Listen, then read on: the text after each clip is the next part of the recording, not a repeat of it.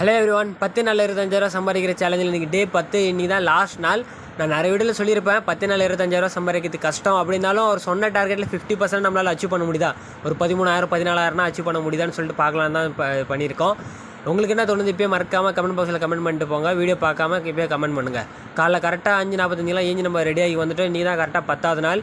First ஆர்டரே நம்மளுக்கு பால் பழம் கிடச்சிச்சு. கஸ்டமர்கிட்ட போய் டெலிவரி பண்ண முன்னாடி இந்த அண்ணன் ஒரு சின்ன ஸ்பீச் கேட்டேன், எப்படி செப்ட்டு உங்களுக்கு கம்ஃபர்டபுளாக இருக்கா, எப்படி ஆர்டர் இருக்குது வசதியாக இருக்கா அப்படின்னு.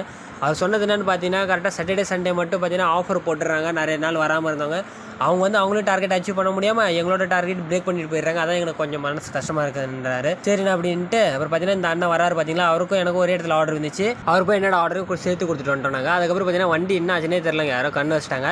அதுக்கப்புறம் இந்த அண்ணன் கொஞ்சம் ஹெல்ப் பண்ணால் அவர் நம்ம நண்பர் வந்தார். அவரோடு சேர்ந்து நான் கொஞ்சம் ஹெல்ப் பண்ணிவிட்டு அதுக்கப்புறம் மட்டும் நம்ம டார்கெட்டில் எவ்வளோ அச்சீவ் பண்ணோன்னு பார்த்தீங்கன்னா 25Kல பார்த்தீங்கன்னா 10 நாளில் நம்மளால் பார்த்தீங்கன்னா வெறும் 10,000 சில்லற அப்படின்னா 11,000 தான் நம்மளால் அடிக்கவே முடிஞ்சிச்சு. அப்போ சில ப்ராப்ளம் என்னாலே ஆச்சுங்க. அதனால தான் இந்த டார்கெட் அச்சீவ் பண்ண முடியல நம்மளால்.